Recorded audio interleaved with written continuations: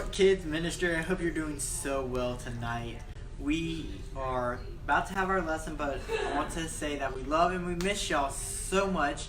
Miss Mara has our lesson for tonight. Okay, hey guys. So hopefully by now you have logged into Right Now Media and have watched the first episode of Silly Scriptures, which talks about the fiery furnace. So hopefully that video has given you a little bit of background about our lesson tonight. I actually have been studying this lesson today and wanted to dig a little deeper into like the meaning of things and the themes of this lesson. So we're going to be in Daniel chapter 3. So grab your Bibles and turn there. Daniel is in the Old Testament. And the first thing I wanted to look at were the characters' names. So we have Meshach, Shadrach, and Abednego. And even as a small child, I always thought that those were like really funny names. Even like the Bible has really funny names, but for those three really kind of stood out. So I started looking at the meaning of their names. So those were names that were given to the three Hebrews. Sorry, I'm looking at my notes here. That were given to the Hebrews upon coming to Babylon to serve and to work under King Nebuchadnezzar. Originally, their names were Meshach's was Michel, which meant who is like God. Shadrach's was Hananiah, which meant Yahweh is gracious. And Abednego was Azariah, which meant Yahweh has helped. So I thought it was really weird that they had to change their names. And apparently I did some more digging, and these three guys, they were around 14 years old because that's when they would start a program to re-educate them. And so you're thinking, okay, did they go to school? No, it was kind of like, the way I could put it was like it was a school to re-educate them on the culture. So since they were now taken from their Hebrew homes, they had to learn the Babylon culture, and that was mostly pagan. They worshipped pagan gods, and do you know some of them, like Baal? Is it Baal? And I looked up a few. I don't remember. I didn't write the names down. Not sure which. But anyway, false gods that these Babylonians worshipped, and so they had to go to school to learn how to worship them and who they were and basically the culture. So I thought that was pretty interesting. Another thing that I was thinking, I looked up our names. I already knew mine. Mara in the Bible means bitter, so I don't think of myself as a bitter person. But yeah, it means bitter, and that's just a whole nother story for later. Jason's means healer, of course. But anyways, so if your name is in the Bible, it probably has some sort of meaning behind it. Doesn't necessarily define you, but yeah. So if you have a name that is in the Bible, look it up and put it in the comments below, because I want to know what it is. So anyways, we have these three guys, and they are working under King Nebuchadnezzar, and King Nebuchadnezzar decides to build a solid gold statue that is 90 feet tall. If you can't picture that in your head, picture 15 grown men standing on top of one of each other. That's how big it was. And so he called people from all over the nations to gather around, and he said, when you hear the music start playing, I want you to bow to this statue. And so there was people there that didn't even speak the language, but they were notified that when you were to hear any kind of like music start playing, so they didn't have the same music we had back then. They didn't have like an electric guitar or a piano. They had trumpets and drums and harps and all that stuff. So when they were to hear that start playing, they were supposed to bow down to this giant solid gold sculpture.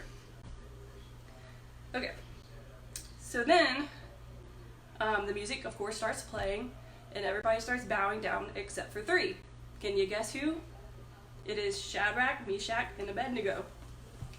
And so the guards around them came to King Nebuchadnezzar and was like, hey, everybody's doing what you're told except for these three men, or these three boys. They were only 14-ish. That's what we think. And so this I mean, it boils his blood. He is so mad. So he goes and he says, tie up these 3 men, and we are going to throw them in the fiery furnace. And so the guards do what they're told. They tie them up so that they can't even move. And he said, this is your last chance. You can either bow down to my statue or you're going in the furnace. And he decides, let's crank the furnace up 7 times hotter than it normally is. So what would you do in this situation? Would you bow down to the statue, or would you face the fiery furnace? I was thinking about it today. I was talking to Brother Jason and was like, yeah, I wonder how scared they were, because their response to it was, you can throw us in the fiery furnace and maybe it'll eat us up, maybe it'll not, it won't, but we serve the one true God.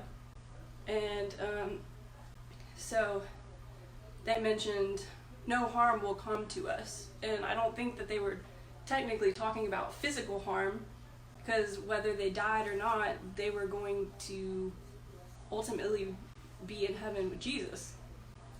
And so this made Nebuchadnezzar more mad, of course, and so they were thrown into the furnace, and as they were, the guards who threw them into the furnace died because it was so hot. Like, so they weren't even put in the furnace, they just threw them in the furnace and they died from the heat. And King Nebuchadnezzar, he leaped to his feet and he said, didn't we only put 3 men in there? I see 4. And so the guards are starting to kind of look, the ones I guess that didn't die were looking. And there are 3 men walking around in there. They're not tied up, and one is shining brighter than all the others. He said, hurry, hurry, get them out, get them out. And so they walk out, and this is what amazes me. Not one hair on their head is burnt. They don't even smell like smoke. I know we sometimes do fires outside at night, and if we were just going to even burn a box or something, and we're out there for maybe 10 minutes, I come in and I reek of smoke from the fire. So that's like really what amazed me, is that they didn't smell like it at all. So anyways, Nebuchadnezzar is now like, he's like an internal switch flips in him, and he now is ultimately like, wow, like, what are these false gods that we're worshiping right now? They can't do anything for us. They can't listen. They can't help. They're not real. But you guys, you worship the one true God. And ultimately, Nebuchadnezzar changes.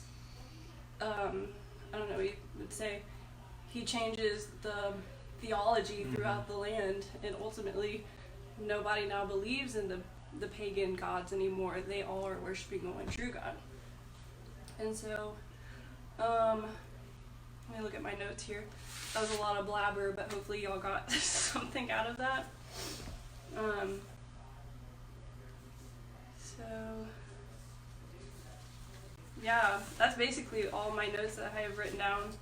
Another thing that I wrote down was what King Nebuchadnezzar was asking of them was to break 2 of the 10 commandments. So that's 1 and 2. Number 1, no other gods before me. And number 2, you shall not make idols. So I know even for me, if I've grown up in church and I've been saved for a long time, and I believe in God and I believe in keeping his 10 commandments, and so if I were brought somewhere where they tried to ask me to break that, I would feel very uncomfortable, and probably wouldn't want to do it. I'm trying to think of like how situations can relate to you guys, like even in school.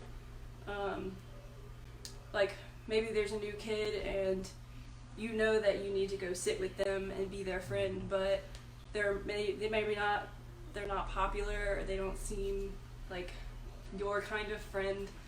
Yeah, they don't fit in with your they don't fit in with you. They don't look like you. They don't dress like you.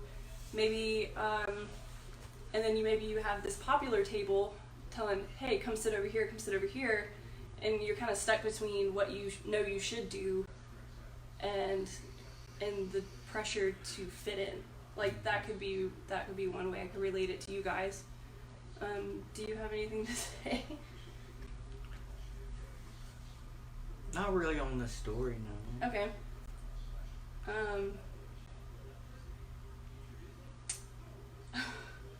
You have anything else? No. I was trying to think of like going back to how they had programs to re-educate people on the different cultures. The only way I could relate that to y'all is in kindergarten you color and you cut and glue and all that stuff, but then once you get to like 2nd and 3rd grade, you're incorporating science and history, and so it's not that you're not in school anymore, you are just in a different grade and you're now learning different material. Mm-hmm. So that's the only way that I was like, I probably should have said that earlier, but yeah, they basically switched religions. Mm-hmm. Or they were forced to. Yeah, they were forced to. I thought that was crazy.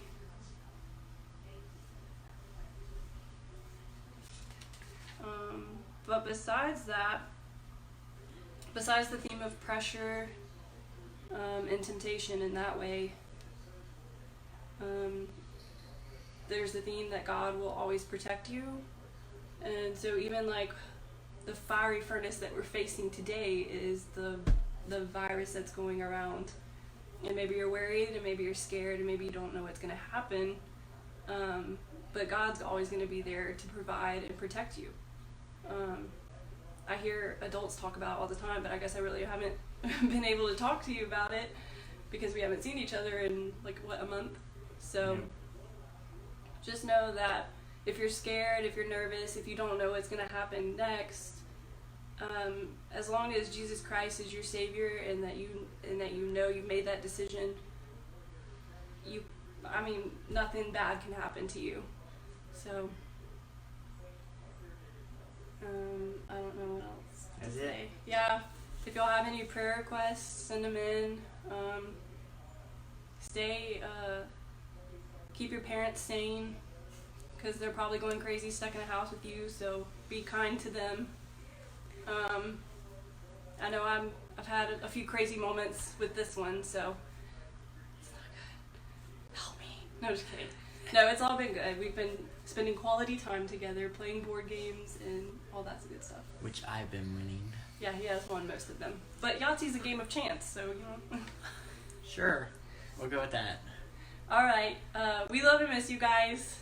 Yes, and make sure to stay tuned to your emails and Facebook, because we will be sending something out shortly by the end of this week, giving you details about next week on some activity stuff we're trying to get to y'all.